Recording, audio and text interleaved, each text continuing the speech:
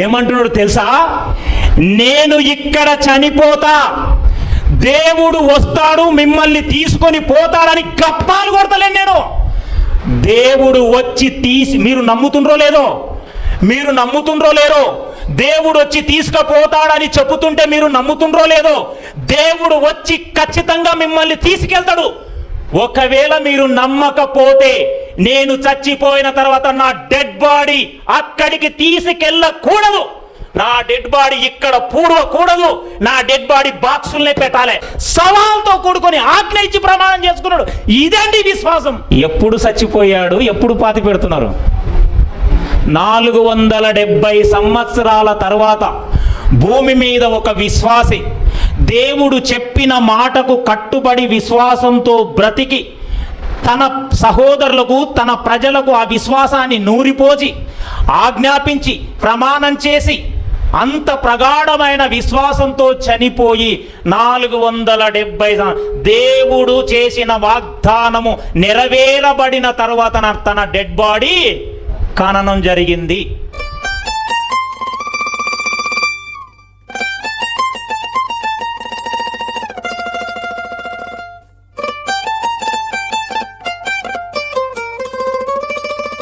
కూడి వచ్చిన జీవం గల దేవుని సంగమా, మీ అందరికీ యేసుక్రీస్తు వారి శ్రేష్టమైన నామంలో శుభములు వందనములు తెలియజేసుకుంటున్నాను. నేను వాక్యం చెప్పేటప్పుడు ఎవరన్నా నిద్రపోతే ఫ్యాన్లని మొత్తం ఆఫ్ చేసి వాక్యం చెప్తా. ఇంకా నిద్రపోతే డోర్లని బంద్ చేస్తా. ఇంకా నిద్రపోతే లైట్లు కూడా బంద్ చేస్తా. ఇంకా నిద్రపోతే నెత్తి మీద నీళ్లు పోసి లేపి వాక్యం చెప్తా. అందుకే జాగ్రత్తగా ఉండండి. నేడు ప్రపంచానికి క్రైస్తవుడు ఎంత అవసరము? నేడు ప్రపంచానికి క్రైస్తవుడు ఎంత అవసరం చెప్పండి. నేడు క్రైస్తవుడు ప్రపంచానికి ఎంత అవసరం? ఇంత అవసరం. ఎంత అవసరం? ప్రపంచానికి అత్యవసరమైంది ఏంది ఈ రోజుల్లో?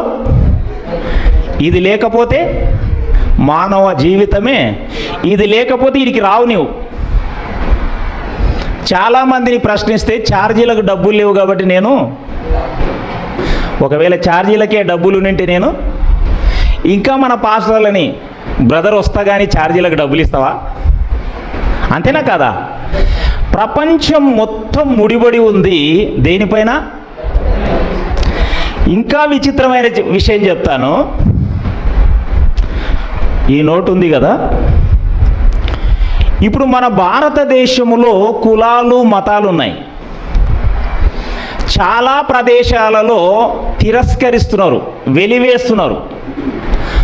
మన చిన్ననాటి కాలంలో మనం నీళ్ళ కుళాయి దగ్గర బిందె పెడితే ఒకవేళ పొరపాటున వాళ్ళ బిందె పట్టుకున్నాం అనుకో, ఏం చేస్తారు? దాన్ని కాలుస్తారు. ఏం చేస్తారు? కాలుసి తోమి మళ్ళీ నీళ్ళు పట్టుకుంటారు అక్కడ. అర్థమైందా? కానీ డబ్బు ఎంత అత్యవసరమో తెలుసా? నీవు బిచ్చగాడవైనా సరే, నీవు ఏ కులస్తుడవైనా సరే, దుకాణాల్లో ఎవరుంటారు? సౌకారులు ఉంటారు. మనమైతే దుకాణాలు పెట్టాం, మన బతుకంతగానే సౌకార్ల దగ్గరికి పోయి మొత్తం చీపిరి బట్టలతోన బిచ్చగాడు వెళ్ళి అడుక్క తినేవాడు వెళ్ళి ఈ నోటిచ్చాడనుకో, నీదే కులం రా అడగాడు. ఏమడగాడు? నీదే కులం రా. నీవు పట్టుకున్న నోటిని సబ్బుతో కడగడు, కాల్చడు. తీసుకున్న వెంటనే ముఖానికి కొట్టి గలలో వేసుకుంటాడు. ఇది ఎంత అవసరమో తెలుసా? నిజమా కాదా? ఇది ఎంత అత్యవసరం అంటే ప్రపంచానికి, ఆడు ఎంత పెద్ద సౌకర్యం అయినా సరే, నీవు ఎంత లోయెస్ట్ బట్టలు తీసుకున్నా, రోడ్డు మీద అడుక్క తినేవాడు పైసా అడుక్కొని ఒక చాయ్ తాగాలన్నా, కిరాణానికి వెళ్ళి ఒక బిస్కెట్ ప్యాకెట్ తీసుకోవాలన్నా వాణ్ణి తిరస్కరిస్తాడేమో, కానీ వాని చేతుల్లో ఉన్న నోటిని దీన్ని సబ్బు పెట్టి కడగడు.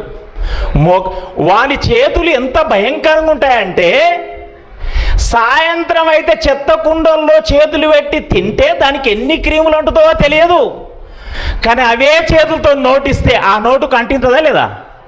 అయినా సౌకర్యం ఎట్లా తీసుకుంటాడు?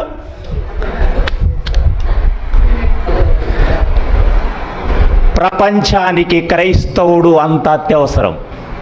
ఎంత అత్యవసరం? ఈ నోటు ఎంత అత్యవసరమో ప్రపంచానికి, రాజులకు, ప్రధానమంత్రులకు, ఉన్నతాధికారులకు, పొలిటికల్ లీడర్లకి, అందరికీ క్రైస్తవుడే నోటు కంటే ఎక్కువ అత్యవసరం ఈ రోజుల్లో. కాకపోతే నీవు వాడబడుతలేవు, ఈ నోటు వాడబడుతుంది. అర్థమవుతుందా మీకు బాగా? నోటు వాడబడుతుంది, నీవు అంతకంటే అత్యవసరం. నోటు శరీర కోరికలను తీరుస్తుంది, కానీ నీ మాట, సేవకుని మాట, క్రైస్తవుని మాట దేహాన్ని కోరికలు తీర్చడం కాదు, దైవ కోరికలు తీర్చి దైవం ఉన్న లోకానికి చేరుస్తుంది. అంత విలువైన ఆ మాట నీవు వాడకపోవడం వల్ల మూలన పడ్డది. అర్థమవుతుందా? ఇది అంత అత్యవసరమైన నోటు, కానీ అంతకంటే అత్యవసరమైన వాడు ఎవరు ప్రపంచానికి? క్రైస్తవుడు. కానీ అది మనం గుర్తించట్లే. అర్థమవుతుందా? ఇంకొక చిన్న ఎగ్జాంపుల్ చెప్తా. ఈ నోటు పుట్టి ఎన్ని సంవత్సరాలు అయింది? 20 రూపాయల నోటు. పాత నోటా కొత్త నోటా? ఎన్ని సంవత్సరాలు అయింటుంది? 20-30 సంవత్సరాల ముందు ప్రింటెడ్ అయింది ఇది 20 రూపాయల నోటే. ఇది సీల్డ్ ఉంది, ఇది మొత్తము పాత పడింది. అర్థమైందా? 30 సంవత్సరాల ముందు ప్రింట్ అయినాయి, రెండు ఒకటే మిషన్లో, ఒకటే డేలో, ఒకటే టైంలో. దీని టైం కూడా చెక్ చేసిన, దీని నెంబర్ కూడా చెక్ చేస్తే మీరు తర్వాత తీసుకోండి. ఒకటే డేలో మిషన్లో ప్రింట్ అయినాయి 30 సంవత్సరాల క్రితం. అర్థమైందా? ఇది చేతుల వడ్డోడు ప్రతి ఒక్కడు వాడుకున్నాడు, తన అవసరాలు తీర్చుకున్నాడు.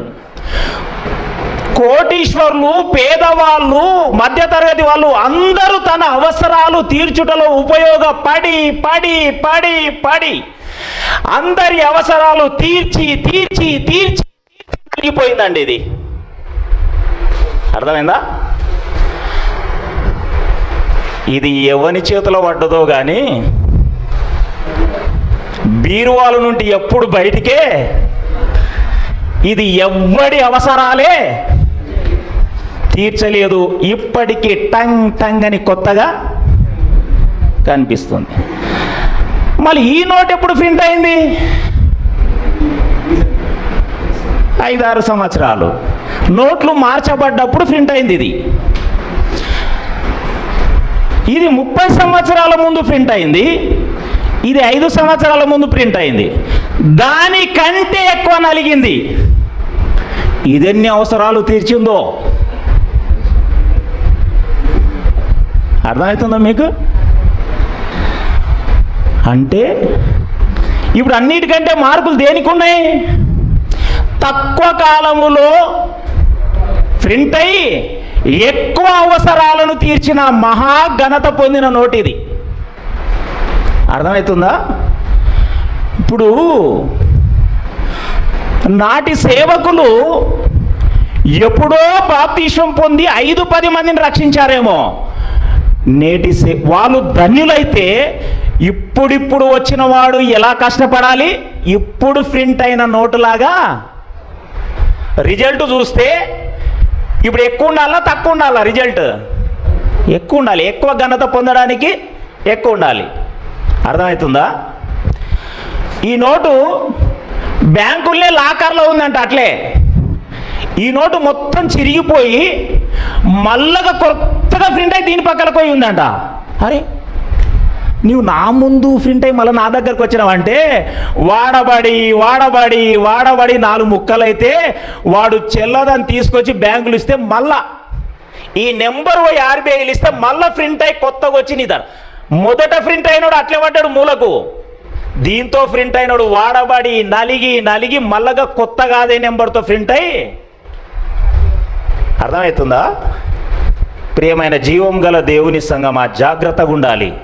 మనం వాడబడితే నలిగిపోతాం, వాడబడకపోతే స్ప్రే కొట్టుకుంటుంటాం ఎప్పుడు. అర్థమైందా? మరి ఎప్పుడు చూసినా గిట్లే ఉంటావురా, భలే ఉన్నావురా, 50 ఏళ్ళు కూడా కనిపిస్తలేదంటే ఏసీలో ఉంటావు. మరి మళ్ళీ ఏమనంటే నేను ఎవరు నమ్మినో తెలుసా? యేసుక్రీస్తుని నమ్మినా. అబ్బా, యేసుక్రీస్తుని నమ్మినాక పేరన్నలు రుద్దుతావా? ప్రభువు దేవుని యొద్ద ఉన్నప్పుడు ఎలా ఉన్నాడు? లేత మొక్క వలె. భూమి మీదకి వచ్చి దేవుడు అప్పగించిన తర్వాత యేసుక్రీస్తు ఎలా ఉన్నాడంట? మనుషులు చూడడానికి కూడా అసహ్యం వేశాడంట. ఎలా? ఆ లేత మొక్కగా ఉండి అలాగే ఉంటే లేత మొక్కగానే ఉంటాడు.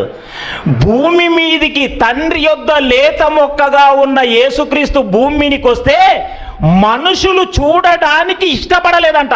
విరక్తి వచ్చేసిందంట యేసుక్రీస్తు. ఎంత నలిగిపోయి ఉంటాడండి. అర్థమైందా? మరి ఎందుకు సువార్త ఇలా దినదినము నలిగిపోతుంది? మన దేవుడు ఎవరు? మనం నమ్మిన దేవుడు ఎవరు? మనం నమ్మిన దేవుడు ఎవరు? ఇర్మియా గ్రంథము 33వ అధ్యాయం 11వ వచనం చదవండి.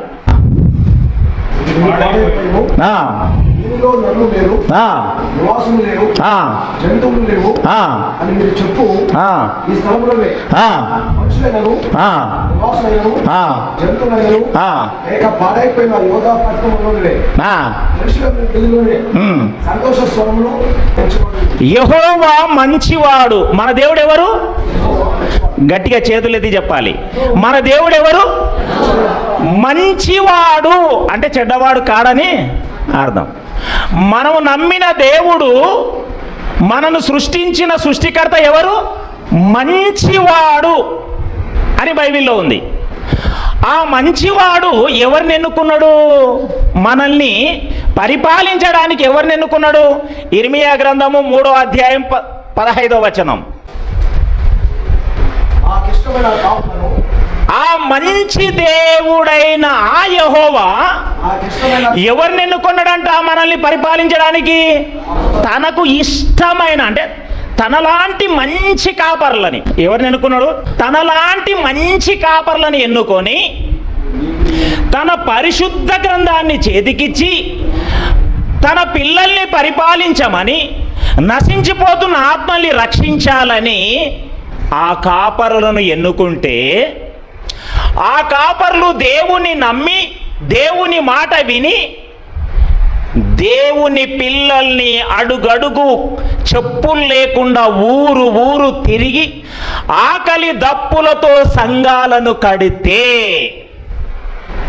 చేదైన వేర్లు ఎంట్రై స్వార్థపూరితమైన ఆలోచనలతో ఎంతో కష్టపడ్డ కాపరి కట్టిన సంఘాలను, దేవుని పిల్లల్ని విడదీసి సంఘాలు కట్టేసుకున్నారు. అర్థమవుతుందా? స్వార్థం అయిపోయింది. ఈ కాపరి ద్వారానే వాడు రక్షించబడ్డాడు. కొద్దిగా కొమ్ములు వచ్చేటాలకు ఈ కాపరికి హ్యాండ్ ఇచ్చి ఈ కాపరి ఎంతో ప్రయాసపడిన సంఘాలని గుంజేసుకున్నారు. అర్థమైందా? అందుకే మొదటిగా కష్టపడ్డ కాపరి పరిస్థితి ఏమైపోయింది తెలుసా? చించేసిన ఇస్తర్లా అయిపోయింది. అందుకే దేవుడు ఏమన్నాడు తెలుసా? మంచి కాపర్లను ఎన్నుకొని, ఎబ్రీ పత్రిక 13వ అధ్యాయం 17వ వచనం, మీ పైన నాయకులుగా ఉన్నవారు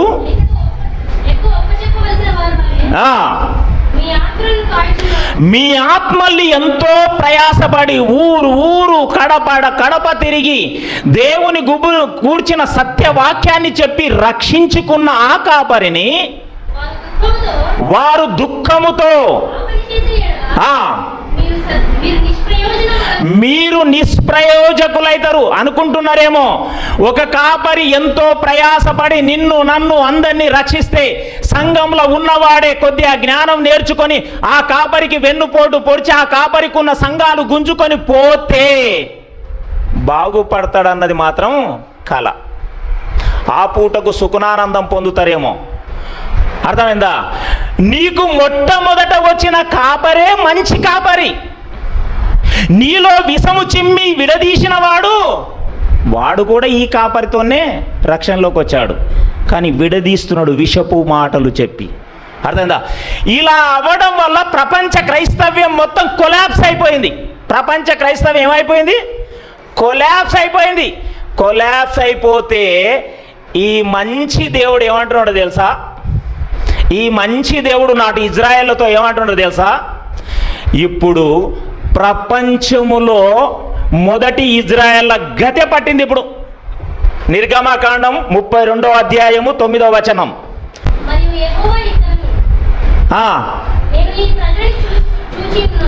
నేను ఈ ప్రజలను చూచి ఉన్నాను, ఇదిగో వారు లోబడలొల్లని ప్రజలు. దేనికి లోబడరు ఇప్పుడు?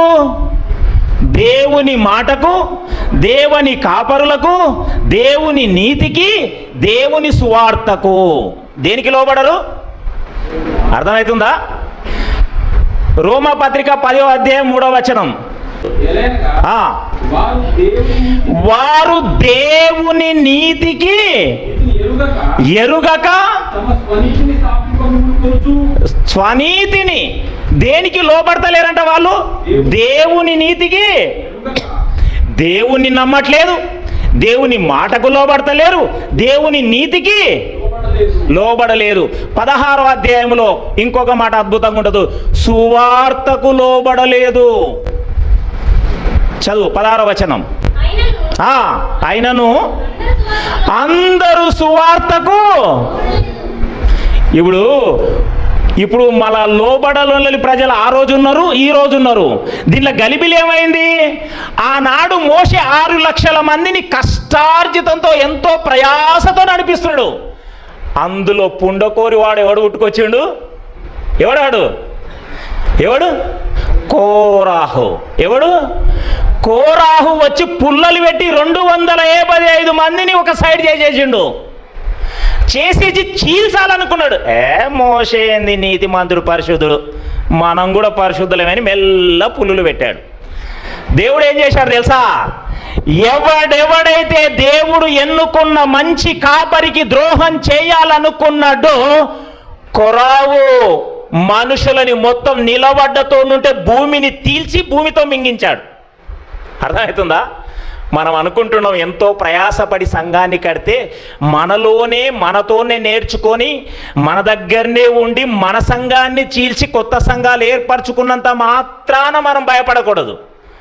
మోషే ఒకటే చేశాడు, డైరెక్ట్ మోకరించి ప్రార్థన చేశాడు. ఏం చేశాడు? ప్రార్థన చేశాడు. ఈ గలిబిలిలో ప్రపంచం అంతా ఏమైపోయిందంటే దేవుని నమ్మట్లేదు, దేవుని మాటకు లోబడతలేరు, దేవుని నీతికి లోబడతలేరు, దేవుని సువార్తకు లోబడతలేరు. సువార్త సమాధి అయిపోయింది. అర్థమైందా? నూతన నిబంధన మనకు ఎంత పర్టిక్యులర్గా ఉంది అంటే, రుజువు ఉందంటే, యేసుక్రీస్తు భూమికి వచ్చాడు, మరణించాడు, సమాధి చేయబడ్డాడు, తిరిగి. ఇది సత్యం ప్రపంచానికి. ధర్మశాస్త్ర కాలంలో దేవుడు ఇజ్రాయేలు ప్రజల్ని ఐగుప్తు నుండి విడిపించాడు. 10 సూచక క్రియలు, మహత్కార్యాలు చేసి కండ్లారా చూశారు. ఏం చేశారు? కండ్లారా చూశారు. సముద్రాన్ని తీల్చడం చూశారు, పగలు మేఘస్తంభము, రాత్రి దీపస్తంభం, అన్ని చూశారు. మన్నాను తిన్నారు, అన్ని చేశారు. దేవుణ్ణి నమ్మలేదు. ఏం చేశారు? దేవుణ్ణి. మోషే కాలంలో, ధర్మశాస్త్ర కాలంలో అన్ని కళ్ళతో చూసిన వాళ్ళు నమ్మలేదు. ఈ నూతన నిబంధనలో యేసుక్రీస్తు నిజమన్నది, సత్యం అనేది సర్వం తెలిసిన క్రైస్తవుడు కూడా విశ్వాసం కోల్పోయాడు. ఈ నూతన నిబంధనకు ధర్మశాస్త్రం, ఈ రెండు లేనప్పుడు ఒక మహా గొప్ప వ్యక్తి విశ్వాసం తెలుసా మీకు?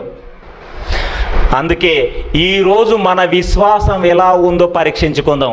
2 కొరింథీయులకు పత్రిక 13వ అధ్యాయము 5వ వచనం. ఇప్పుడు అంశం స్టార్ట్ అయింది, జాగ్రత్తగా వినండి. మీరు విశ్వాసము గలవారై ఉన్నారో లేదో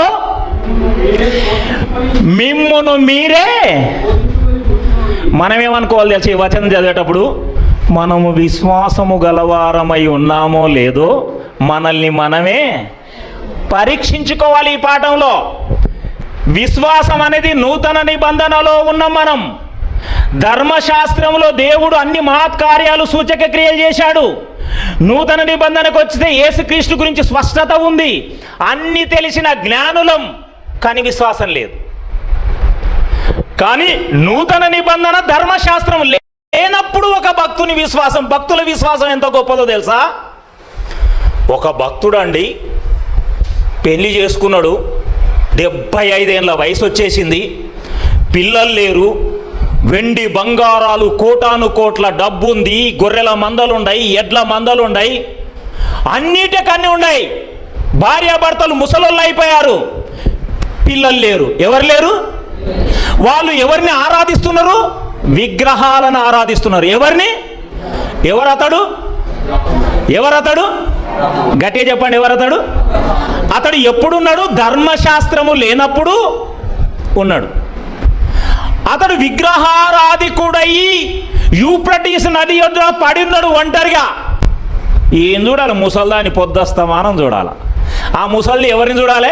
ముసలోని చూడాలి. అబ్రహాం సారా ఎదురు బదులే, పిల్లలు ఎవరు? చూస్తే గొర్రెలనే చూడాలి. ఎడారి ప్రాంతంలో పొద్దస్తమానం ఏం చూస్తావు? ఈ ఆస్తిని చూస్తే ఈ ఆస్తికి వారసుడు ఎవరని దుఃఖపడుతున్నాడు. ఎన్నేళ్ల వయసు వరకు పిల్లలు లేరు? 75 ఏళ్ల వయసు వరకు. ఆ టైములో మనము నమ్మిన దేవుడు ఎవరు? పక్షపాతము. అపోస్తల కార్యము 10వ అధ్యాయము 34వ వచనం. దేవుడు పక్షపాతి కాడని నిజముగా గ్రహించి ఉన్నాను. ప్రతి జనములోను ఆయనకు భయపడి. ఎవరికి భయపడాలి? దేవుడు ఎవరో ప్రపంచానికి తెలియకపోయినా దేవుడు అంటే భయం ఉండాలి. అర్థమవుతుందా మీకు? ఆ కాలంలో దేవుడు అంటే ఎవరో తెలియకపోయినా దేవుడు అనే భయం. దేవుడు పక్షపాతి. అబ్రహాము దేవుడు నిజమైన దేవుని ఎరగలే, కానీ ఆ రాళ్ళు రప్పలే దేవుడు అని నమ్మి భయపడుతున్నాడు. అంటే అబ్రహాముకు ఆ రాళ్ళ వల్ల భయం లేదు. ఎవరి వల్ల భయం ఉంది? దేవుడంటే విగ్రహాలని ఆరాధిస్తున్నాడు, కానీ దేవుడంటే భయం ఉంది అబ్రహాముకు. అప్పుడు దేవుడు ఆకాశము నుండి చూసి అబ్రహామా అన్నాడు. ఏమన్నాడు? అప్పటి వరకు దానికి నూనె రుద్ది రుద్ది రుద్ది అని పిల్లలు. ఇప్పుడు దేవుడు ఉన్నాడా లేడా అని మొర్రో అని కొట్టుకుంటున్నాడు, కానీ దేవుడు అంటే గుండెల్లో భయం ఉంది. అప్పుడు నిజమైన దేవుడు పైనుండి ఏం శబ్దం చేస్తున్నాడు? ఆదికాండం 12వ అధ్యాయంలో అబ్రహామా. ఇది విన్నరండి, మళ్ళీ తీయకండి, నేను చెప్పినప్పుడే తీయండి. 12వ అధ్యాయాలు ఏమన్నాడు? అబ్రహామా, నీవు లేచి నీ ఊరిని, నీ ఇంటి వారిని, నీ దేశమును వదిలి నేను చూయించు దేశమునకు వెళ్ళాను.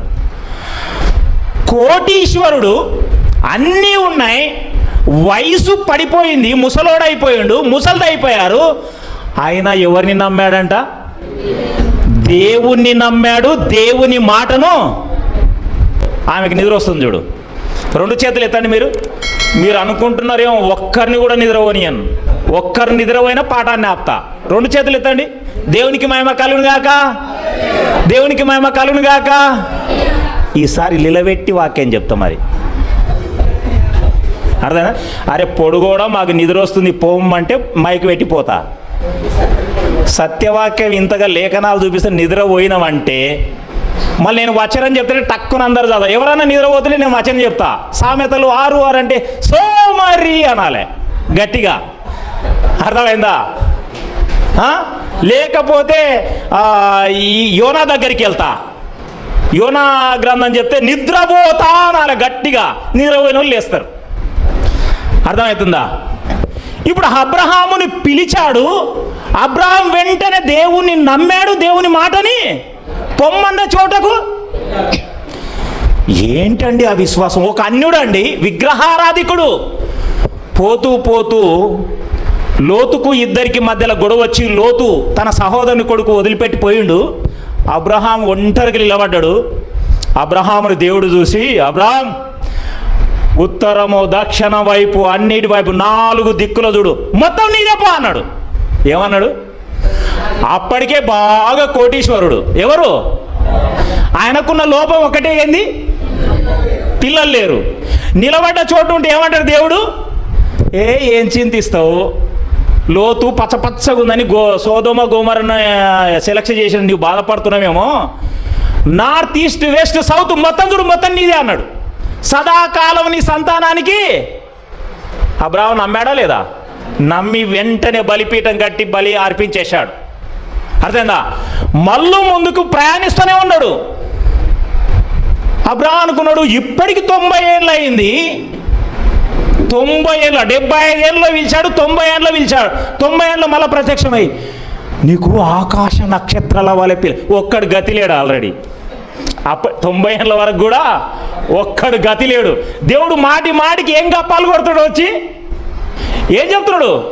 అబ్రహామా భయపడకుము, నీవు ఆకాశమును చూడు, నీకు ఆకాశ నక్షత్రాల వలె ఇస్కరేణుల వలె పిల్లల్ని. మనమేమంటాం కదా, ఒక్కడు గతి లేడు, మాటి మాటికి ఇస్తా అంటావు, అంటమానమా? అప్పటికి అబ్రహాం ఏం చేస్తున్నాడు? నమ్ముతున్నాడు. అప్పటికి మృతతుల్యమైన శరీరము ముడుకలు పడిపోయిందంట. అయినా అబ్రహాం ఏం చేస్తున్నాడు? నమ్ముతనే ఫస్ట్ కేకల్నే ఒప్పుకున్నాడు, ప్రయాణం చేస్తున్నాడు. North east west south east అంటే నమ్ముతున్నాడు. ఈ భూమిని పాలు తేనెలు ప్రవహించే దేశం మొత్తం నీ సంతానానికి, సంతానమే గతి లేదు. 90 ఏళ్ళ ముసలిగా చచ్చిపోయే మూమెంట్లు ఏమంటాడు? ఆకాశ నక్షత్రాల వల్ల బహుగా విస్తరి, పేర్లు కూడా మార్చేశాడు. అయినా నమ్ముతున్నాడు. కానీ దేవుణ్ణి ఆ వయసులో, ఒక అన్యుడు ఆ వయసులో నమ్మి ప్రయాణిస్తూ తన మనసులో ఏమనుకుంటున్నాడు తెలుసా? ఒక్కడు కూడా పుట్టనప్పుడు, ఒక్కడిని కూడా దేవుడు ఇయ్యనప్పుడు. 18వ అధ్యాయం 19వ వచనం చదవండి, ఎంత బాగుంటుందో ఇక్కడ. దేవుడు షాక్ అయ్యండి అతని విశ్వాసాన్ని చూసి.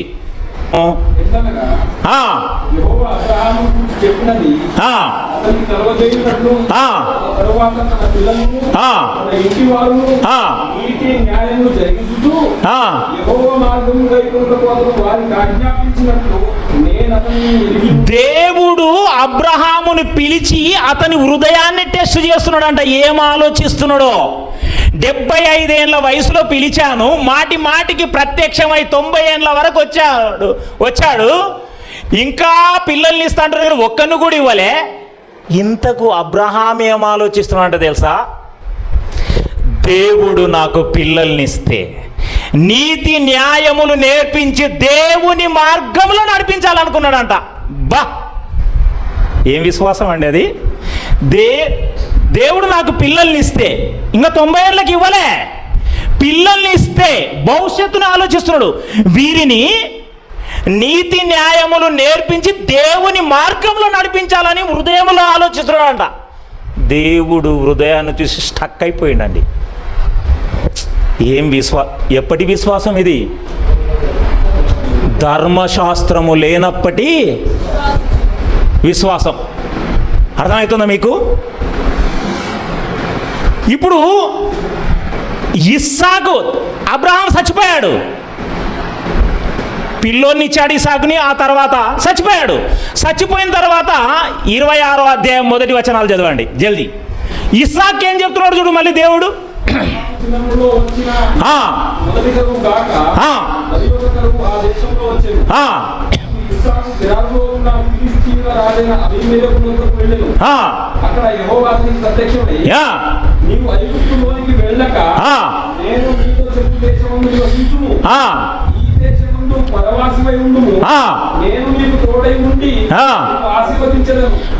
మళ్ళీ ఇస్సాకు, అబ్రహాం చచ్చిపోయాడు, ఇస్సాకు మిగిలాడు.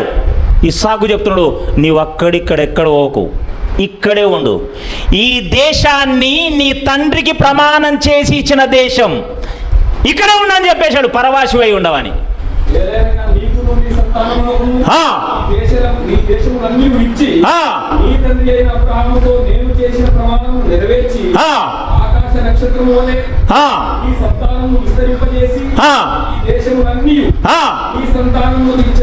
ఇప్పుడు అబ్రహాముకు చెబితే నమ్మాడు, అలాగే చనిపోయాడు విశ్వాసంతో. ఇప్పుడు ఎవరికి చెప్పడం మొదలు పెట్టాడు దేవుడు? ఇస్సాకు ఏం చేస్తున్నాడు? నమ్మేస్తున్నాడు.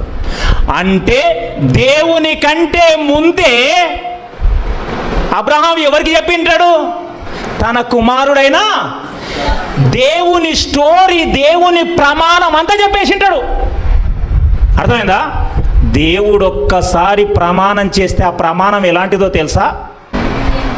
105వ సంకీర్తన 105:42 అక్కడ చదవండి. ఓకే. తన పరిశుద్ధ వాగ్దానమును ఆయన దేవుని వాగ్దానం ఎలా ఉంటుంది? పరిశుద్ధమైన అబ్రహాముతో ఏ వాగ్దానం చేసింటాడు? పరిశుద్ధమైన వాగ్దానం చేశాడు. ఏ వాగ్దానం చేశాడు? పరిశుద్ధమైన. ఆ వాగ్దానాన్ని ఎవరు నమ్మారు? తన సేవకుడైన అబ్రహామును జ్ఞాపకం చేసుకున్నాను. ఎప్పుడైతే దేవుడు ప్రమాణం చేసినా, ఆజ్ఞాపించినా, శాసనాలను ఇచ్చినా, న్యాయ విధులు ఇచ్చినా, మాట ఇచ్చినా ప్రతిది ఏంటిది? పరిశుద్ధమైనది. ఏంటిది? పరిశుద్ధ.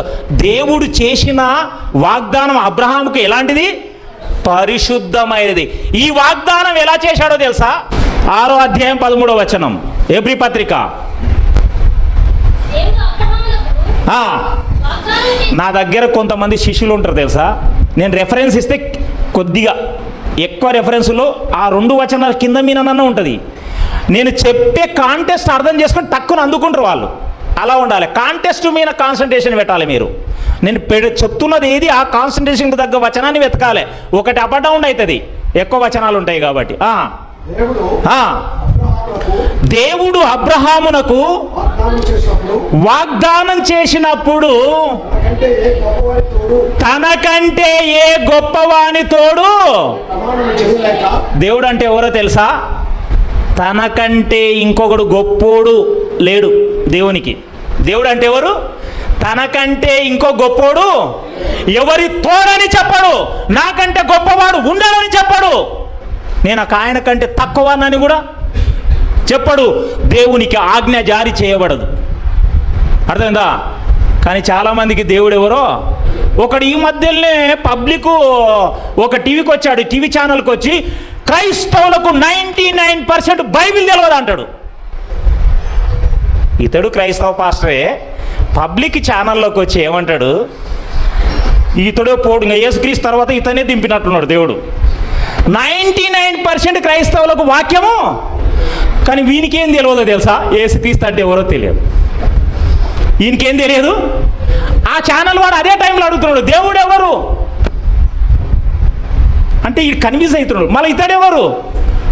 అతడు ఇతడు అంటాడు. అర్థమవుతుందా?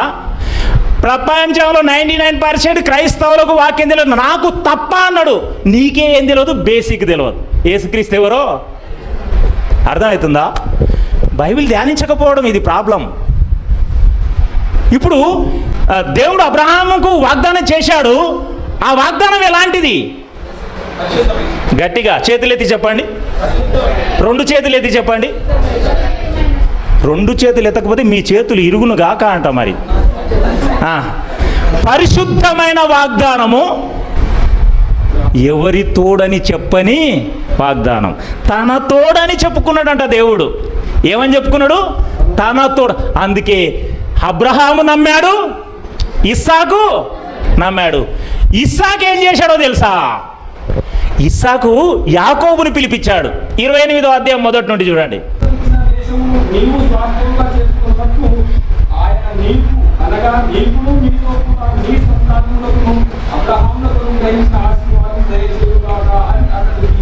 చూడు, మన పితరునికి దేవుడు ఒక ప్రమాణం వాగ్దానం చేశాడు. నీవు ఖచ్చితంగా నీకు నీ సంతానానికి సదాకాలం ఇస్తాడంట అని దేవుడు చెప్పిన వాళ్ళు ఎవరికి నేర్పిస్తున్నాడు? వీళ్ళ వంశావళి ఎలా స్టార్ట్ అయింది తెలుసా? అబ్రహాం ఏమనుకున్నాడు? నాకు దేవుడు పిల్లల్ని ఇస్తే వాళ్ళని ఎట్లా నడిపిస్తున్నాడు? నీతి న్యాయములను అనుసరించినట్లు దేవుని మార్గములో 1 by 1 ఎట్లా మూవ్ అవుతుందో చూడండి. ఎంత వండర్ఫుల్ వంశావళి అండి అది. ఇప్పుడు ఇస్సాకు దేవుని మాటల్ని, దేవుని ప్రమాణాన్ని, దేవుని వాగ్దానాన్ని ఎవరికి షిఫ్ట్ చేశాడు? అర్థమవుతుందా? ఇక్కడికి ఆగండి. యాకోబుకు ఎంతమంది పిల్లలు తెలియదు, అంతేనా? బాగా చెప్పినాం అమ్మ, సూపర్. బైబిల్ కూడా చేతులు లేదు, అంత బాగా చెప్పింది. అంటే ఎంత బాగా వింటుందో చూడు, వాక్యం బాగా వినాలి. బాగా యాకోబు ప్రేమించిన కుమారుడు ఎవరు? యోసేపు. అసలు నిజంగా 10 సూచక క్రియలు, మాత్కార్యాలు అన్ని జరిపి 6 లక్షల మంది ఇజ్రాయేలీలను పాలు తేనెలు ప్రవహించే దేశానికి అసలు వీళ్ళు ఎట్లా ఇరుక్కున్నారు రా భయ్? ఐగుప్తులో ఆ భయంకరమైన దేశంలో ఎట్లా ఇరుక్కున్నారు? మోషే ద్వారా ఇడిపించాడా లేదా? ఎర్ర సముద్రాన్ని తీల్చి ఏ దేశం నుండి ఇడిపించాడు? దాసన్న, ఏ దేశం నుండి ఇడిపించాడు ఇజ్రాయేల్ని? అసలు ఐగుప్తులు ఎట్లా ఇరుక్కుపడ్డారు వీళ్ళు? 6 లక్షల మంది ఇజ్రాయేలు, అబ్రాహాము సంతానం, ఐగుప్తులు ఎట్లా ఇరుక్కుపడ్డారు? కారణం ఎవరు? యోసేపే. ఎవరు? మనోడు అన్నదమ్ముల తప్పులన్నీ తీసుకొచ్చి ఆయనకు చెప్తున్నాడు. అన్నదమ్ములు కక్ష కట్టినరు. వీంది సోది బలైంది, రోజు రోజుకు సంపిపారేద్దాం అనుకుంటే ఒక వ్యక్తి, ఒక సహోదరుడు సలహా ఇచ్చాడు. ఎవరా సహోదరుడు? యూదా. సంపితే మనకొచ్చే లాభం ఏముంది? అమ్ముతాం. ఎంత కమ్మిపించిండు? 20 వెండి నాణ్యాలకు. ఎన్ని నాణ్యాలకు? మీరు ఆదికాండం 37వ అధ్యాయం తర్వాత చదువుకోండి. ఆ అధ్యాయంలో మొత్తం చరిత్ర ఉంటుంది. యోసేపు చేసిందేంది, ఎందుకు అమ్మబడ్డాడు, ఐగుప్తులో ఎట్లా పడ్డాడు. ఇస్మాయిల్లకు అమ్మేశారు. ఇస్మాయిలు వర్తక వ్యాపారులు. వాళ్ళు వెళ్ళి ఎవరికి అమ్మారు? ఐగుప్తు రాజు యొద్ద ఉన్న సంరక్షక సేనాధిపతి అయిన పోతీఫరకు అమ్మేశారు. ఎవరికి అమ్మేశారు? అతని ఇంట్లో మంచిగా ఉంటే సర్వాధికారం ఇచ్చేశాడు. తన భార్య ఒక తప్పుడు నిర్ణయం తీసుకోవడం వల్ల ఆమె ఉల్టపాల్ట చేసి యోసేపుని ఎక్కడ వేయించింది? జైలు లేపించింది. మన ఫరోకు ఎప్పుడు పరిచయం? యోసేపు ఫరోకు కలవడ్డప్పుడు పరిచయం. ఎప్పుడు పరిచయం? అప్పటి వరకు పోతీఫర్ అండోర్లోనే ఉన్నాడు. ఫరోకు ఎప్పుడు కలబడితే కళ గురించి ఎవరు చెప్పే పరిస్థితి లేదు. ఇతడు కళ చెప్పేటాళ్ళకి ఇతడు దైవజ్ఞాని అని ప్రధానమంత్రిని చేశాడు. ఎక్కడ? ఐగుప్తు దేశానికి. ఏం చేశాడు? ప్రధానమంత్రిని చేసినప్పుడు భయంకరమైన కరువు ఐగుప్తు తర్వాత వచ్చేసింది. భయంకరమైన కరువు. అప్పుడు ధాన్యాన్ని సమకూర్చాడు యోసేపు. అప్పుడు తన పితరుని 70 మంది, మొత్తం ఇజ్రాయేలు 70 మంది ఉన్నారు అప్పటికి కనాన్లో, తన పితరుడు సహోదరులతో సహా. ఆ 70 మందిని ఎక్కడికి రప్పించుకున్నాడు? ఆ 70 మంది ఇతను అందరూ కలిసి ఎంతమంది అయినరు? 6 లక్షల మందికి విస్తరించారు. ఎట్లా ఇరుకుపడ్డారంటే యోసేపు చేసిన తులువ పనుల వల్ల. తులువ పనులేం కావు, మంచి పనులే. అన్నదమ్ములు చేసే తప్పులన్నీ తండ్రికి చెప్పడం వల్ల అన్నదమ్ములు కథ చెప్పినట్టు చెప్తున్నారా లేదా? మీకు అర్థమవుతుందా? ఎందుకంటే ప్రతిది వచనం చూపిస్తే నిద్రపోతారని కథ చెప్తున్నా. మీరు బైబిల్ చదవండి. యోసేపు మాటి మాటికి అన్నదమ్ములు చేసే తప్పులను తీసుకురావడం వల్ల అన్నదమ్ములు కక్షగట్టి చంపుదామని ప్లాన్ వేస్తే యూదా డబ్బు కాశపడి డబ్బుకు అమ్మబెట్టి ఆ వర్తక వ్యాపారులు ఐగుప్తుకు అమ్మారు ఫరో దగ్గర, పోతీఫరకి. పోతీఫర జైల్లో వేశాడు. భార్య చెప్పిన తప్పుడు సమాచారం వల్ల, ఫరోకు కలవడడం వల్ల, ఆ కళను చెప్పే జ్ఞాని ఎవరు లేకపోవడం వల్ల, పానదాయకుల అధిపతి ఫరోకు చెప్పడం వల్ల, యోసేపు కలబావడం చెప్పడం వల్ల యోసేపుని దేశానికి, ఆ యోసేపును నమ్మిన ఫరో సారవంతమైన భూమిలో వీళ్ళని సెటిల్ కమ్మన్నాడు. ఈ ఐగుప్తు దేశంలో సారవంతమైన భూమి ఏది నచ్చితే మీరు దాంట్లో బతకండి అని చెప్పాడు. సర్వాధికారం ఇచ్చాడు. యోసేపు కాలములో ప్రశాంతంగా విస్తరిస్తూ బతికారు ఇజ్రాయెల్. ఎక్కడ? ఐగుప్తులో. ఇప్పుడు కేవలం 17 ఏళ్ళు మాత్రమే జీవించాడు అక్కడ ఐగుప్తులో. ఎవరు? యాకోబు. ఎవరు? తండ్రిని కూడా రప్పించుకున్నాడుగా, అన్నదమ్ములను అందరిని రప్పించుకున్నాడుగా. యాకోబుకు 17 ఏళ్ళ వయసు అక్కడ బతికిన తర్వాత మరణం దగ్గర పడ్డది. ఏం దగ్గర పడ్డది? యాకోబు మనసులో ఏముందో తెలుసా? మరణం టైంలో అబ్బా నేను ఇక్కడ చచ్చిపోయినా అనుకో, నా డెడ్ బాడీ ఇక్కడ ఊడుస్తారు. కొన్ని రోజులు వెనక దేవుడు ఏం చెప్పాడు మా నాయనతో, మిమ్మల్ని ఒక రోజు వచ్చి అందరినీ తీసుకొని ఎక్కడికి షిఫ్ట్ చేస్తాడు, పాలు తేనెలు వాళ్ళు ఉన్నది ఎక్కడా?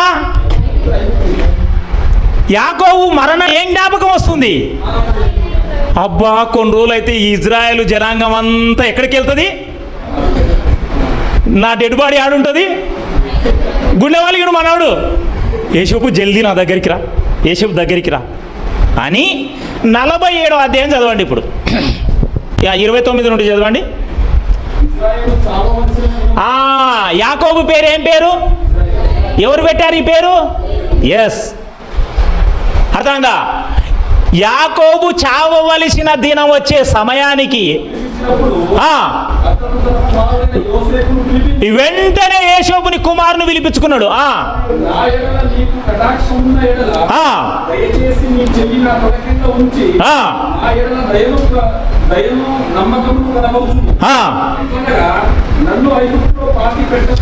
నాయనా నేను చచ్చిపోయే టైం వచ్చింది, నన్ను ఎక్కడ పాటి పెట్టొద్దు. ఎందుకు? ఒంటరి సమాధి మిగిలిపోతుంది ఇక్కడ, మీరందరూ ఏమైపోతారు? దేవుడు ఏదో రోజు ఎందుకు? పరిశుద్ధ ప్రమాణం, వాగ్దానం, తన తోడని ప్రమాణం చేశాడు. దేవుడు మాట తప్పని వాడు. ఈ విశ్వాసం ఎవరిలో బలంగా ఉంది? అబ్రహాంలో ఉంది, ఇస్సాకులో ఉంది, యాకోబులో ఉంది. ఇప్పుడు భయపడుతున్నది ఎవరు? ఆల్రెడీ అబ్రహాం, ఇస్సాకు ఎక్కడున్నారు? వాళ్ళ డెడ్ బాడీలు ఎక్కడున్నాయి? పాలు తేనెలు. మళ్ళీ ఈయన డెడ్ బాడీ ఎక్కడ మిగిలిపోతుంది? భయపడి కుమారుని పిలుచుకొని ఇమ్మీడియట్లీ నేను చచ్చిపో అన్న, మీ రాజు ఒప్పుకుంటాడో లేదో కానీ నీవైతే షిఫ్ట్ చేయలేదు, ప్రమాణం చేయి ఫస్ట్, నా డెడ్ బాడీని షిఫ్ట్ చేస్తాని తన కుమారునితో ప్రమాణం చేయించుకున్నాడంట. చదవనా?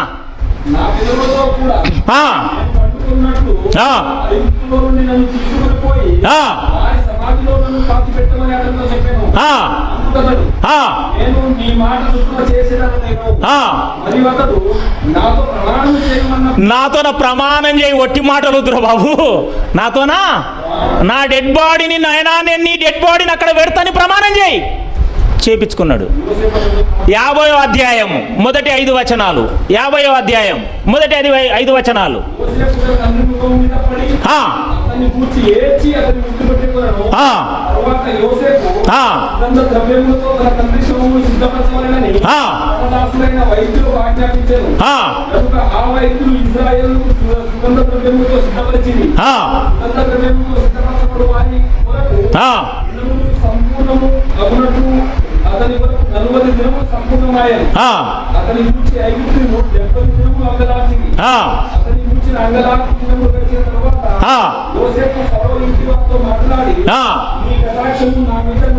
ఫరో దగ్గరికి వెళ్ళాడు. రాజా, నా తండ్రి చనిపోయేటప్పుడు ఒక ప్రమాణం చేయించుకున్నాడు, మా తండ్రి డెడ్ బాడీ మా ఊర్లో ఊడ్చాలంట. ఏ ఊర్లో? చచ్చిపోయినప్పుడు ఏ పాట పాడతాం? పరదేశులో. అర్థమైందా? ఇప్పుడు పరదేశి ఏది? యాకోబుకు యోసేపులకు పరదేశి ఏది? కనాను. పరదేశి మా ఊర్లో ఊడ్చుకోవాలంట, ప్రమాణం చేయించుకున్నాడు. జస్ట్ అవకాశం ఇస్తే మా డాడీని పూడ్చిపెట్టి ఫరో అన్నాడు, నీ ఇష్టం ఏదంటే అది. బాగా నచ్చిండు ఫరోకి ఎవరు? యోసేపు ఏది చెప్తే అది ఫైనల్. ఇంకా నీకు సహకారాలను ఇస్తా, మీ డాడీని తీసుకొని ప్రశాంతంగా అక్కడ సమాధి చేసిరా అని ఇచ్చాడు పర్మిషన్. ఇప్పుడు యాకోబును యోసేపు పాతిపెట్టి వచ్చేశాడు. ఇప్పుడు నెక్స్ట్ మరణం ఎవరిది? అబ్రహాం చచ్చిపోయా, ఇస్సాకు చచ్చిపోయా, యాకోబు. ఇప్పుడు ఎవరు చచ్చిపోవాలి? సీనియారిటీ యోసేపు. అదే 24వ అధ్యాయం చూడండి. ఇదండి బ్రతుకు విశ్వాసం అంటే. నేను ఇంతసేపులు చెప్తున్నా. ఈరోజు అంశం టైటిల్ చెప్పినామన్నా, నేటి క్రైస్తవుల విశ్వాసం ఇంత గొప్పదా. ఈరోజు పాఠం పేరు ఏం పేరు? నేటి క్రైస్తవుల విశ్వాసం. ఫ్లెక్స్ కొట్టేయాలి కదా, ఒక 50-60 రూపాయలు పెట్టి. బాగా బొజ్జ నింపడానికి అయితే మసాలాలు వేసి వండుకొని వచ్చినావు, 50 రూపాయలు పెడితే ఫ్లెక్స్ ఉంటుంది కదా. టైటిల్ తగ్గ మాట్లాడేటప్పుడు ఆ టైటిలే లేనప్పుడు అర్థం ఏంటి? నేటి క్రైస్తవుల విశ్వాసం ఇంత గొప్పదా. అసలు ఇతన్ని పోల్చుకుంటే ఆయన చెప్పుల ధూళికి కూడా పనికిరామండి. ఇప్పుడు యోసేపు మరణం జరుగుతుంది. ఎవరి మరణం జరుగుతుంది? యోసేపు తన సహోదరులను అందరినీ పిలుచుకుంటాడు మరణం టైంలో. చూడండి బాగా 24వ వచనం. నేను చనిపోవచ్చున్నాను, దేవుడు నిశ్చయముగా మిమ్మును చూడవచ్చి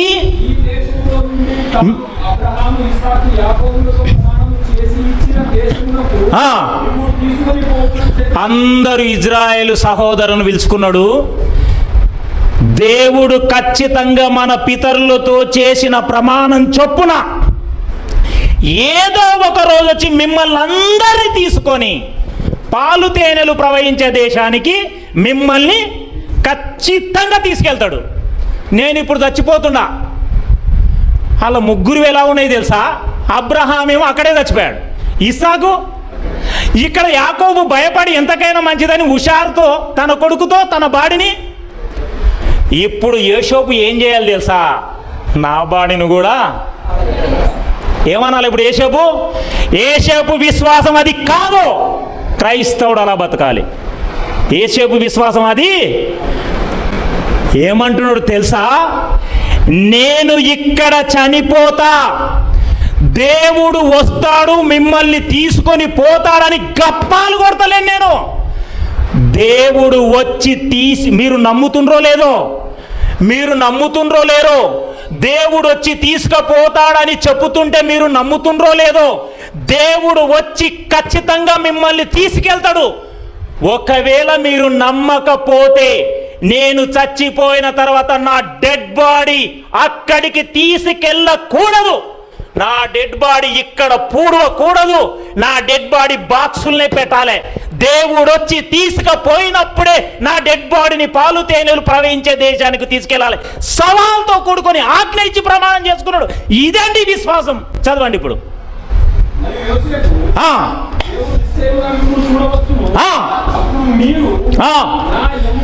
నా ఎముకలను ఇక్కడ నుండి తీసుకుపోవాలి. నన్ను ఇప్పుడు సమాధి చేయకూడదు. బా, ఇది ఎలాంటిదండి ప్రమాణము? ఏంటండి విశ్వాసం? మా నాయననేమో భయపడి నాతో అవతలికి తీసుకుపోవాలన్న డెడ్ బాడీ. ఎందుకు ఇజ్రాయేల్ తీసుకుపోకుండా? ఇప్పుడు నా సవాళ్ళు మీరు నమ్మకపోతే, మనం నమ్మిన దేవుడు మంచి దేవుడు, పరిశుద్ధుడు, మాట తప్పని వాడు, ఎవరి తోడు పెట్టుకోడు, ఖచ్చితంగా వచ్చి మిమ్మల్ని తీసుకెళ్తాడు. ఒకవేళ మీకు నమ్మకం లేకపోతే నా డెడ్ బాడీ సమాధి అక్కడికి తీసుకెళ్ళకూడదు, ఇక్కడ పూడకూడదు, బాక్సులే ఉండాలి. ఎప్పటి వరకు? దేవుడు వచ్చి మిమ్మల్ని తీసుకువెళ్ళేంత వరకు నా డెడ్ బాడీకి అంతిమయాత్ర. ఇతని జన్మదినం కాబట్టి యాక్చువల్లీ ఈ పాఠం పేరు విశ్వాస వీరుని అంతిమయాత్ర. ఏం పాఠం ఇది? విశ్వాస వీరుని అంతిమయాత్ర. ఇతని జన్మదినం కాబట్టి కొద్దిగా బాధపడతాడని నేటి క్రైస్తవుల విశ్వాసం ఇంత గొప్పదా అని మార్చా. అర్థమవుతుందా? కానీ పాఠం కూడా ఎంత బాగా చెప్పాడు. ఒకని జనన దినం కంటే ఇప్పుడు ఎవరిది గొప్పది? యోసేపు జీవితం. నేను చచ్చిపోతున్నా, నా మాట పైన మా పితరుడైన అబ్రహాం మాటని ఇస్సాకు నమ్మాడు, అలాగే చచ్చాడు. ఇస్సాకు మాటని యాకోబు నమ్మాడు, అలాగే చచ్చాడు. యాకోబు మాటని నేను నమ్ముతున్నా. నా మాటని మీరు నమ్మాలి. నమ్మకపోతే నా డెడ్ బాడీ దేవుడు వచ్చేంత వరకు ఏడుండాలి? బాక్సుల్నే ఉండాలి. బా, ఏంటండి విశ్వాసం ఇది? చూడండి ఇప్పుడు చదవండి అది బాగా.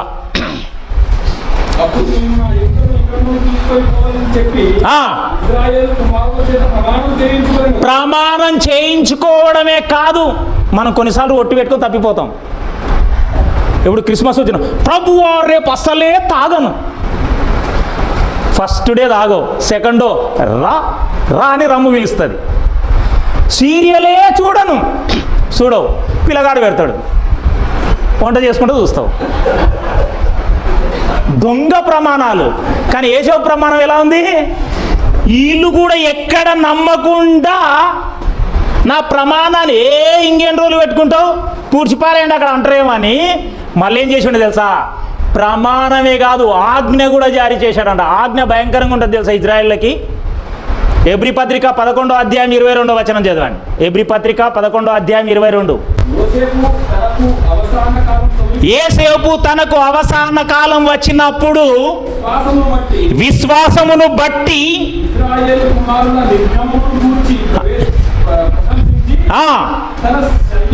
తన డెడ్ బాడీని గూర్చి వారికి ఆజ్ఞాపించాడంట. నా డెడ్ బాడీని ఎవ్వడు తీసుకుపోకూడదు, ఎవ్వడు ఖననం చేయకూడదు.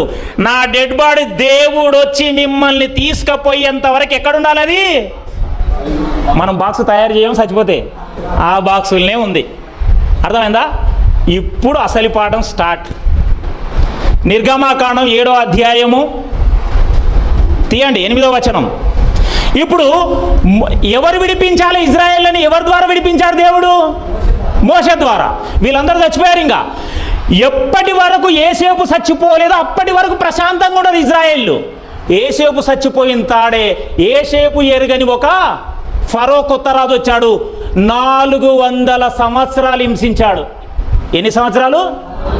430 సంవత్సరాలు హింసలకు గురి చేశాడు ఇజ్రాయేళ్లకు. కొనుకు నిద్రకు కొనుక్కులేదేమంటాం కదా, అలా చేశాడు, హింసలు పెట్టాడు.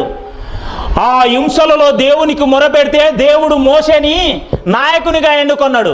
మోషే వెళ్ళు ఐగుప్తుకు వెళ్ళి ఇలా చెప్పు నా గురించి, ఇలాంటి మాత్కార్యాలు సూచక క్రియలే చేయని ఫరోకు చెప్తే దేవుడెవడు అన్నాడు మనోడు. దేవుడెవడు నీకు చూపిస్తాగా అన్నాడు. 7వ అధ్యాయం 8వ వచనంలో మొదటి సూచక క్రియ ఏం చేశాడు చూడండి, తర్వాత చదువుకోండి. 10 సూచక క్రియలు నిర్గమకాండం 7వ అధ్యాయం, 8వ అధ్యాయం, 7వ అధ్యాయంలో 2 ఉన్నాయి, 8వ అధ్యాయంలో 3 ఉన్నాయి, 9వ అధ్యాయంలో 3 ఉన్నాయి, 10వ అధ్యాయంలో 2 ఉన్నాయి. టోటల్ 10. 11వ అధ్యాయం ఆ 10 సూచక క్రియలు చేసినా కూడా వదిలిపెట్టలే. ఇట్లా కుదరదు, నేను ఇప్పుడు చేయబోయే మహత్కార్యం భయంకరమైంది, ఐగుప్తులో ఉన్న ఒక్క కుక్క కూడా తోక జాడించదన్నాడు దేవుడు. ఏమన్నాడు? ఇప్పుడు చేసేది అది భయంకరమైంది, ఐగుప్తులో ఉన్న ఒక కుక్క కూడా తోక జాడించదన్నాడు. అర్థమైందా? ఈ 10 సూచక క్రియలు చూద్దాం. కొన్ని నిమిషాలు ఓపిక ఉందా? ఇంకెంత చెవులు చెప్తారా నాయన అంటారు. 2 చేతులు ఎత్తింది. ఓపిక ఉంటే గట్టిగా దేవునికి మహిమ కలుగునుగా కానండి. ఏడ్చుకుంటూనే చెప్తున్నారు, ఏ పొడు కూడా ఏం చెప్తావు అన్నారు. నిజమా? కొద్ది ఓపిక ఉందా? Very good, super. ఇంత ఓపిక, ఇంత ఇంట్రెస్ట్ ఉండాలండి. నవ్వండి ఒకసారి. సౌండ్ వస్తలేదు. అస్తపంజరం నవ్వుతుందా ఏడుస్తుందా? నవ్వదు ఏడవదు. సౌండ్ అన్న రావాలే కదా. నవ్వండి ఒకసారి. సీరియల్లో నవ్వు వస్తే నవ్వుతారు చూడు, పక్కింటోళ్ళు భయపడతారు. నవ్వండి ఒకసారి. దేవునికి మహిమ కలుగునుగాక. మంచి పాఠమేనా కాదా? మళ్ళీ నవ్వుకుంటూ ఏడుస్తుంటే అప్పుడే పాలు పోసి చివరి కోరిక ఏదన్నట్లు నవ్వాలన్నా వద్దన్నట్లు ఎందుకు? అర్థమైందా? ఒక్కొక్క సూచక క్రియ ఊక చెప్పుతా, ఎక్కువ చదవనీయను. 8వ వచనం మాత్రం చదువు. 7వ అధ్యాయం.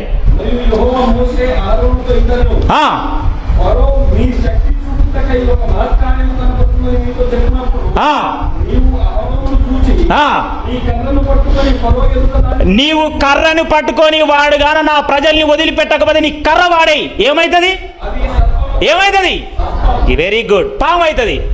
ఫరో ఏం చేసింది తెలుసా? నాతో మంత్రకాలు చాలా మంది. ఇక రండి మీరు, ఓ 10 కర్రలు వేయండి. ఫరో ఏం చేసి 10 కర్రలు వేయించుండు. ఎన్ని పాములేని? నీదే ఒక్కటే తయింది, నాది 10 అయింది. పంపి అని పో అన్నాడు. ఏమన్నాడు? పంపి అని పో అన్నాడు. మళ్ళీ సూచక క్రియ చేయమన్నాడు. 19వ వచనం. నేను చెప్తుంటా మొత్తం వివరణ.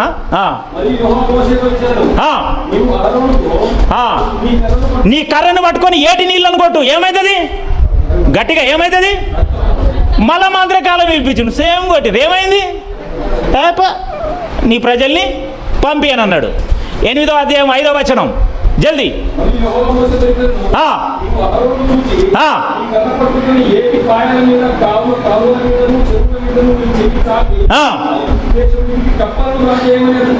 ఏటి పాయల వినగొట్టు, ఏటి వినగొట్టు. ఏమైతాయి?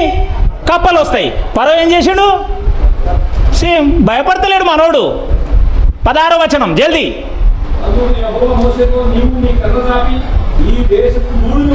ధూళిని కొట్టు, ఈ దేశాన్ని ధూళిని.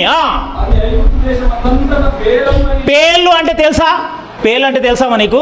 నెత్తిలో గోపితే వస్తాయి చూడు. మళ్ళీ అసలు భాషలో చెప్పాలి. ఆ, ఆ, నన్ను సేవించుకున్న నా ప్రజలకు పోనిమ్ము. ఆ, నా ప్రజలకు పోనీయని ఎడల ఆ. చూడుము, నేను మీ మీదికి, మీ సేవకుల మీదికి, మీ ప్రజల మీదికి, మీ ఇంట్లోకి ఈగల గుంపులను పంపించి ఇప్పుడేం రప్పిస్తున్నాడు? ఈగల గుంపులు. రప్పించినప్పుడు ఏం చేస్తాడు? మోషే ఇక్కడ రావా కదా, మీ దేవుని వేడుకోవా, పొమ్మని చెప్పవా వాటిని. దేవుని వేడుకుంటున్నాడు, అవి పోతున్నాయి. పంపని పో, ఇంకా పోయినాయి కదా అంటున్నాడు. మళ్ళా పంపుతలేడు. 9వ అధ్యాయం 1వ వచనం ఉంటే జల్దీ. తరువాత యెహోవా మోషేతో ఇట్లనెను, ఆ, నీవు ఫరో ఎద్దుకు వెళ్ళి నా, పశువుల మీదికి, నీ గుర్రముల మీదికి, ఆ, గాడిద మీదికి, ఒంటెల మీదికి, ఎద్దుల మీదికి, గొర్రెల మీదికి వచ్చును. మిక్కిలి బాధకరమైన తెగులు కలుగును. తెగులు. ఇప్పటికి ఎన్నైనాయి?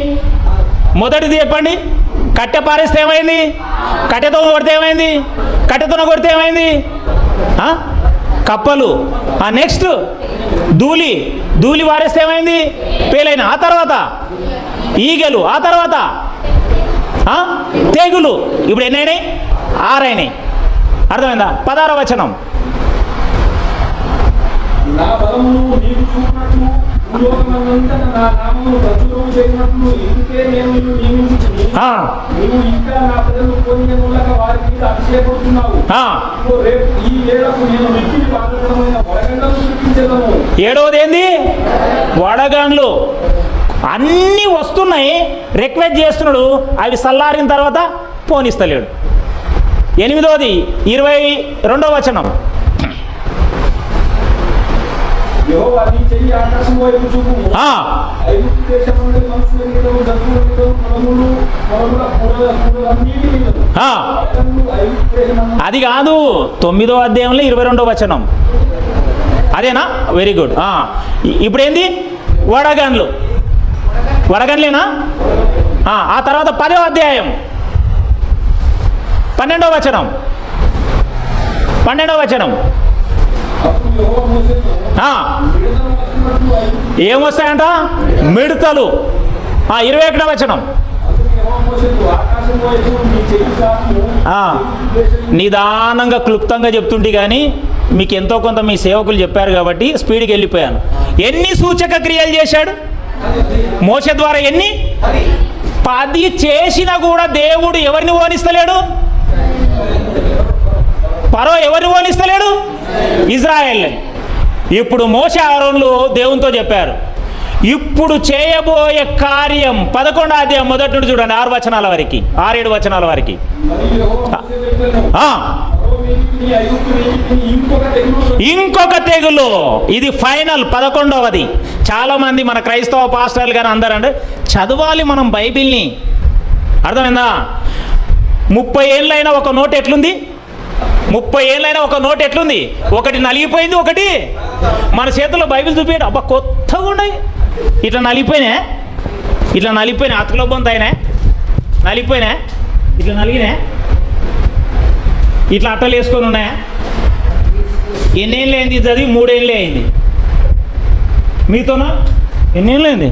బాప్తీసం పొందినప్పుడు కొన్నాం, ప్రార్థన చేయించుకొని రోజత్త ప్రభువా. మళ్ళీ రోజత్తే అంత కొత్తగా ఎందుకుంది ప్రభువా? అర్థమైందా? చదవాలి. 10 సూచక క్రియలు చేసిన తర్వాత మాట వినక, అవి నోట్లే అన్న కింద పడ్డాయి, మీరు మూతికి అద్దుకుంటారే దానిలోని. ధనాపేక్ష వాటి నమ్మకన్నా అవి పడేటాలకు నాకన్నా దొరకకపోయా. ఇట్లా కొట్టుకుంటున్నాను. సౌకర్యం ఏంది? నీవు దీన్ని కొట్టుకో, ఇట్లా దీన్ని తొక్కు. అర్థమైందా? దీని గురించి ఆలోచించకండి. ఇవి నసిలిపోయినా అవి నడుస్తాయి. ఇవి పరలోకానికి చేర్చేటి కావు. ఇది కలిగి ఉన్నది ఏది? ఆయన లేకుండా. కలిగి ఉన్నది ఏది? ఆయన లేకుండా. ఆయన లేకుండా అంటే వాక్యం. అర్థమైందా? ఇప్పుడు ఒక రూమ్లో పైసలు ఫుల్ ఉన్నాయనుకో, ఒక పైసలు తయారు చేసే మిషన్ ఉంది అనుకో, పైసలు కావాలన్నా మిషన్ కావాలన్నా? ఎందుకు? ఎన్ని రూమ్లన్నా నింపొచ్చు. కలిగి ఉన్నది ఆయన లేకుండా. ఈ సృష్టిని కలిగించింది ఎవరి చేతిలో ఉంది? మన చేతిలో ఉంది. ఇంకెందుకు భయపడతావు? దీల సైడే చూస్తావు ఎప్పుడు. హల్లెలూయా అంటారు వీళ్ళు. అంటే మర్చిపోయినరు మ్యాటర్. దేవునికి మహిమ కలుగును గాక. ఒకవేళ సేవకుడు హల్లెలూయా అంటే ఆజ్ఞాపించినట్లు నీవేమనాలి? దేవునికి స్తోత్రం. అర్థమవుతుందా? ఇవాళ నేర్చుకోవాలి మనం బైబిల్లో. ఇప్పుడు 10 సూచక క్రియలతోనే భయపడి ఫరో ఇజ్రాయేలును పంపలే. ఏ సూచక క్రియతో పంపిండు? 11వ మహత్కార్యంతో. ఐగుప్తులో ఉన్న ఒక్క కుక్క కూడా తోక జాడించదు అన్నాడు. ఇప్పుడు ఐగుప్తులో ఉన్న మహా భయంకరమైన మహత్కార్యం ఏంది? ఐగుప్తులో ఉన్న ప్రతి తొలిచూలు పిల్లని చంపాలనుకున్నాడు దేవుడు. ఎవరిని? అందుట్లో ఫరో తొలిచూలు పిల్లగాడు కూడా చచ్చిపోయాడు. ఈ మహత్కార్యమే పస్కా. ఈ మహత్కార్యమే పస్కా జరిగింది అక్కడ. ఆ పస్కానే క్రీస్తు గుడ్ ఫ్రైడే జరుగుతుంది కదా, అదే ఇది. ఇది షాడోగా ఉంది, అది నిజ స్వరూపం. పాస్ ఓవర్ అర్థమైందా? మన పాపాలని రక్తంతో కడిగివేయడం. అర్థమవుతుందా మీకు? ఇది జరిగేసరికి ఫరో గజ గజ గజ వణికిపోయి, మీకు దండంరా బాబు, మీరు మీ దేవుణ్ణి సేవించుకొనుటకు వెళ్ళిపోండి అన్నాడు. ఎంతమందితో బయలుదేరారు? 12వ అధ్యాయం తర్వాత బాగా చదవండి. 37వ వచనం చదవండి. 12వ అధ్యాయం. ఎంతమంది బయలుదేరారు?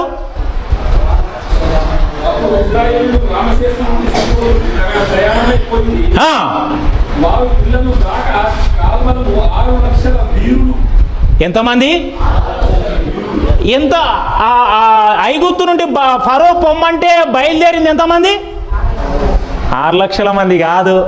వాళ్ళు యుద్ధ సైనికులు మాత్రమే లెక్క పెట్టాడు.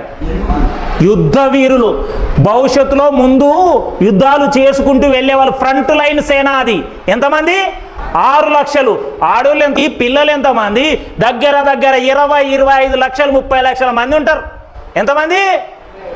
అంతమందితో ఐగుప్తు నుండి పాలు తేనెలు ప్రవహించే దేశానికి ఎన్ని వందల సంవత్సరాల తర్వాత ఐగుప్తు నుండి విడుదల జరిగింది? 40వ వచనం.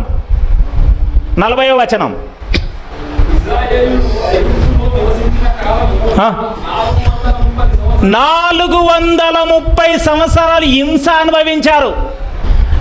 ఎవరు చచ్చిపోయిన తర్వాత? యోసేపు చచ్చిపోయిన తర్వాతనే హింస స్టార్ట్ అయింది.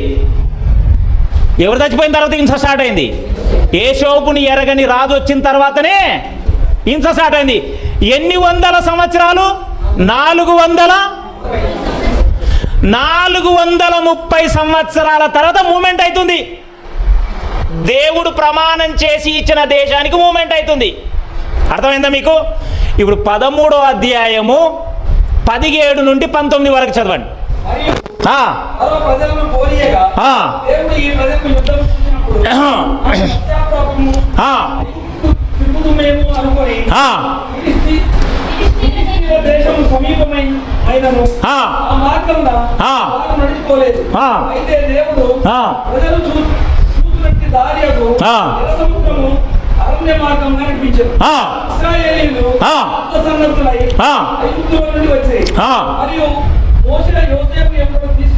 మోషే యోసేపు డెడ్ బాడీని తీసుకొని, అర్థమైందా మీకు? విశ్వాస వీరుని అంతిమయాత్ర కేవలం ఇజ్రాయేలీయుల ప్రయాణం జరుగుతలేదు. అక్కడి నుండి పరదేశులమో మేమని ఎవరిని ఎత్తుకున్నారు? ఇప్పుడు ఎక్కడికి వెళ్తుండ్రు? పరదేశేది? పాలు తేనెలు. ఇప్పుడు అన్ని లక్షల మంది 40 సంవత్సరాలు అరణ్య మార్గంగా ప్రయాణిస్తున్నారు. యోసేపు చచ్చిపోయి ప్రమాణం చేసి 430 సంవత్సరాలు అయ్యింది. ఇజ్రాయేళ్లతో పాటు ఇజ్రాయేలు తన గొర్రెల మందులు, పశువుల మందలు, అన్య జనాంగం అన్ని పాలు తేనెలు ప్రవహించడానికి ప్రయాణం అవుతూ మందసము కూడా ప్రయాణం అవుతుంది. ఏం ప్రయాణం అవుతుంది? దేవుని మందసము కూడా ప్రయాణం అవుతుంది. యోసేపు అంతిమ యాత్ర కూడా ప్రయాణిస్తుంది. దేవునికి మహిమ కలుగునుగాక. ఎవరి అంతిమ యాత్ర కొనసాగుతుంది? ఇజ్రాయేలీయులతో పాటు దేవుని మందసము అవుతుంది. దాంతో పాటు యోసేపు అంతిమ యాత్ర ఎన్నేళ్ళు ప్రయాణం అయింది? 40 సంవత్సరాలు అంతిమ యాత్ర జరిగింది విశ్వాస వీరుంది. ఎన్ని సంవత్సరాలు? మన ఇంట్లో ఎవడన్నా చచ్చిపోయాడు అనుకో, మొన్న మా ఇంటి ముందర ఒక ఆయన చచ్చిపోయాడు. ఏ మంచం మీద ఎందుకు పెట్టారు, జల్దీ బయట పడే అంటారు. మా ఇంట్లో చచ్చిపోయాను అనుకో, సాపేసి బయట వారేస్తాం. ఏసేపు చచ్చిపోయిన తర్వాత డెడ్ బాడీని వారం మధ్యలోనే ఎన్ని రోజులు ఉంచుకున్నారు? 400. బా, ఎంత విశ్వాసంతో ఉంచుకున్నారు చూడు వాళ్ళు కూడా. ఆజ్ఞ ఎలా జారీ అయింది? దేవుడు వచ్చి మిమ్మల్ని తీసుకుపోయేంత వరకు నా డెడ్ బాడీని ఖననం మీతో పాటే నా అంతిమ యాత్ర జరగాలి. 40 years అంతిమ యాత్ర జరిగింది. ఎన్ని ఇయర్స్? మొత్తము ఒక విశ్వాసంతో చచ్చిపోయిన తర్వాత 470 సంవత్సరాల తర్వాత ఖననం జరిగింది. ఎన్ని సంవత్సరాలు? ఈ అంశం ఎప్పుడైనా విన్నారా? యేసోపు చరిత్ర ఎప్పుడైనా విన్నారా? ఇంకా 6 గంటల టైం అంటే రెఫరెన్స్ ఇచ్చేవాడిని, జాగ్రత్తగా చెప్పేవాడిని. మాట్లాడుతూ నేనన్నా చావాలి, వింటూ అర్థమవుతుందా? విశ్వాస వీరుని అంతిమయాత్రతో పాటు మనది కూడా జరిగేది నిదానం చెప్పింటే. ఆకలి కొని. ఇప్పుడు ఎవరిది జరుగుతుంది? యేసోపు ఎముకలని మోసే ఒక దిక్కు మందసము అవుతుంది, ఒక దిక్కు అంతిమయాత్ర 40 సంవత్సరాలు. ఆ తర్వాత యెహోషువ గ్రంథము ఎక్కడ ఖననం చేశారు చూడండి. యెహోషువ గ్రంథము 24వ అధ్యాయము 32వ వచనం. 30 నుండి చదవండి.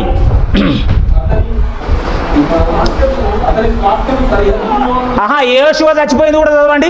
అక్కడే కింది మీనికి చూడండి కొద్దిగా. 29. ఈ సంగతులు జరిగిన తర్వాత నూను కుమారుడైన యెహోషువ ఇప్పుడు ఇజ్రాయేలీలను మొత్తాన్ని పాలు తేనెలు ప్రవహించే దేశంలో చేర్చింది ఎవరు? మోషే అని చెప్పొచ్చుగా. మోషే కూడా. ఇప్పుడు ఎవరు వచ్చారు? ఇజ్రాయేలీలు పాలు తేనెలు ప్రవహించే దేశంలో ఎవరు చేర్చాడు? నాయకుడు యెహోషువ కూడా చనిపోయాడు.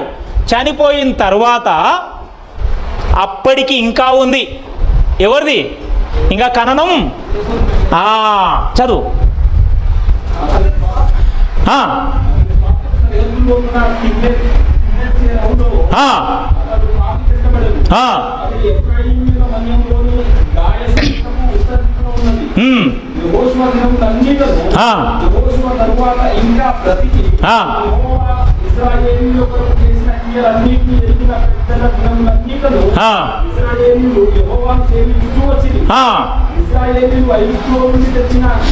ఐగుప్తులో నుండి తెచ్చిన యేసోపు డెడ్ బాడీని షెకెములో అనగా యాకోబు 100 వరాహములకు కొన్న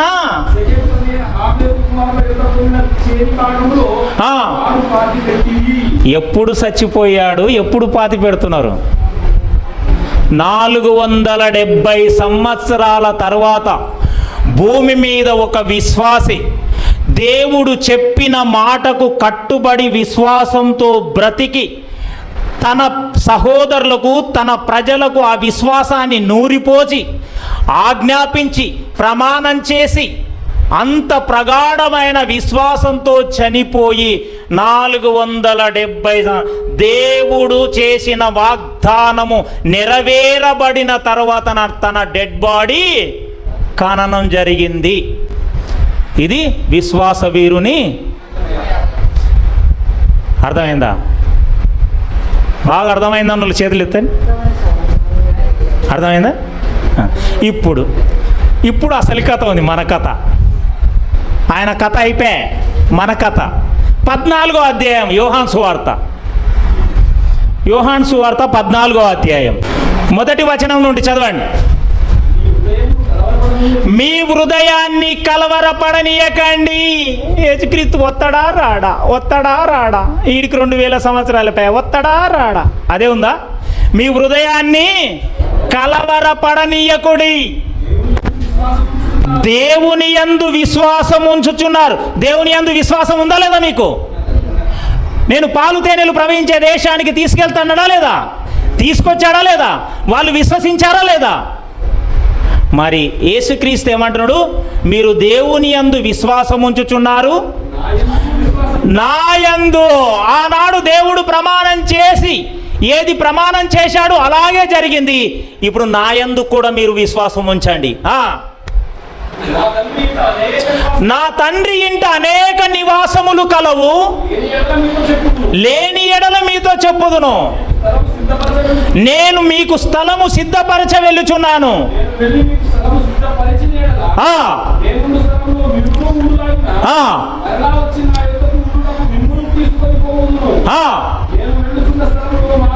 నేను మరలా వచ్చి మన కొరకు అక్కడ స్థలాన్ని సిద్ధపరిచి నేను మరలా వచ్చి మిమ్మల్ని నాతో కూడా ఉండలాగున తీసుకుపోవడానికి వస్తాను అన్నాడు. వస్తానన్నాడా లేదా? 6వ వచనంలో నేనే మార్గమును, ఇక్కడ ఉంది చూడండి, నేనే మార్గమును జీవమును, నా ద్వారా తప్ప. ఇప్పుడు కొంతమంది ఏం చెప్తున్నారు తెలుసా? ఇప్పుడు సచ్చినోడల్లా పరలోకమే వెళ్తున్నాడంట.